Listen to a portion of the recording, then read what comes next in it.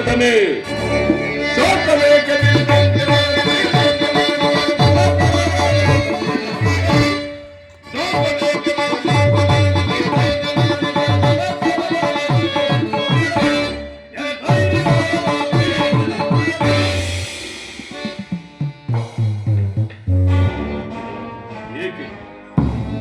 ಏನಾಯಿತದೆ?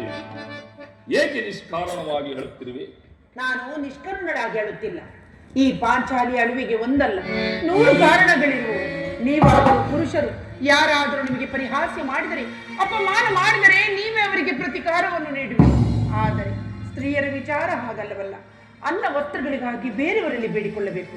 ಹೇ ಪರಮಾತ್ಮ, ಈ ಪರಾಧೀನ ಸ್ತ್ರೀ ಜಾತಿಯನ್ನು ಏಕೆ ನಿರ್ಮಿಸಿದ್ದೀರ? ಹೇಳಬೇಡ ಪಾಂಚಾಲ, ಹೇಳಬೇಡ. ಸ್ತ್ರೀಯರ ಪರಾಧೀನತೆಯು ನಮ್ಮ ಸಮಾಜದ ನಿಯಮ. ಅದು ಭಗವತ್ ಸ್ವರೂಪರಾದ ಋಷಿಗಳ ಆಜ್ಞೆ. ಪತ್ನಿಯನ್ನು ದೂತದಲ್ಲಿ ಪಡವಾಗಿಟ್ಟು ಸೋಲುವಂತೆ ಋಷಿಗಳು ಆಜ್ಞೆ ಮಾಡಿದರಲ್ಲದೆ, ಪತಿಗಳು ಪತಿಗಳು ತಪಸ್ಸು ಮಾಡಿ ಪಡೆಯಬೇಕು ನಿಮ್ಮಂತಹ ಅಣ್ಣನ ಒಂದು ದಿನದ ಅವಿವೇಕತನದಿಂದಾದ ಈ ನಿಂದನೆಯು ನಮ್ಮನ್ನು ಸಾಯುವ ತನಕ ಬಿಟ್ಟದ್ದಲ್ಲದೆ. ಈ ಪ್ರಿಯತಮೆ, ಅಣ್ಣನ ಅಪರಾಧಗಳನ್ನು ಕ್ಷಮಿಸುವಂತೆ ನಾನು ನಿನ್ನಲ್ಲಿ ಎಷ್ಟೋ ಸಾರಿ ಬೇಡಿಕೊಳ್ಳಲೇನೆ. ಆದದ್ದು ಹಾಗೆ ಹೋಯಿತು, ಅದನ್ನು ಮರೆತು ಬಿಡು. ಈ ದಿನ ನೀನು ದುಃಖಿಸಲು ಕಾರಣವೇನೆಂದು ನನ್ನೊಡನೆ ತಿಳಿಸಬಾರದೆ ಪ್ರಿಯ. ಹೇಳುವೆನು ಪ್ರಿಯ, ಆದರೆ ಅದರಿಂದ ಆಗುವ ಪ್ರಯೋಜನವಾದರೂ ಏನು? ಎಷ್ಟೇ ಆದರೂ ನೀನು ನಿನ್ನ ಅಣ್ಣನ ಆಜ್ಞಾಧಾರಕನಲ್ಲವೇ? ಅದು ಇಂದಿನ ಮಾತು. ಈಗ ನಾನು ಯಾರ ಆಜ್ಞಾಧಾರಕನಲ್ಲ.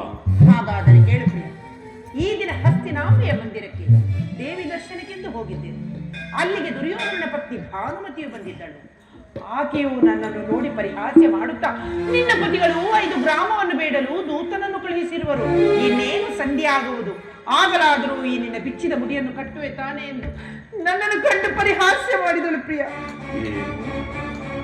ದುರ್ಯೋಧನನು ಪುನಃ ಸಂಧಿಗೆ ಹಾಗಾದರೆ ನನ್ನ ಉದ್ದೇಶ ಸಫಲವಾಯಿತು. ಯಾರು ರಾಯಭಾರಕ್ಕೆ ಹೋಗಿರುವವರು? ಇನ್ಯಾರು?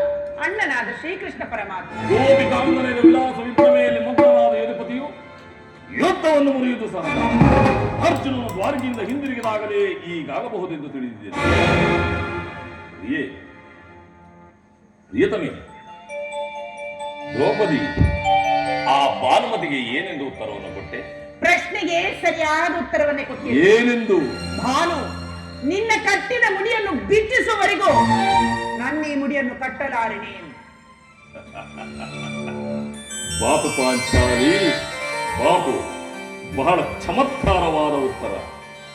ನೀನು ನಮ್ಮ ಸಂಗಡ ಕದನವಾಡುವುದರಲ್ಲಿಯೇ ನಿನ್ನ ಚತುರತೆಯನ್ನು ಮುಗಿಸಿದ್ದೆ ಎಂದು ಭಾವಿಸಿದ್ದೇನೆ. ಪ್ರಾಣೇಶ್ವರ, ನೆನಪಿದೆ ಹಿಂದೊಂದು ದಿನ ಈ ನನ್ನ ಬಿಚ್ಚಿದ ಕೇಶರಾಶಿಯನ್ನು ಕಂಡು ಕುರುಕುಲಾಂತಕ ಕಾಳರಾತ್ರಿ ಎಂದು ಸಂಬೋಧಿಸಿ ಮತ್ತು ಹೇಳಿದೆಯಲ್ಲವೇ?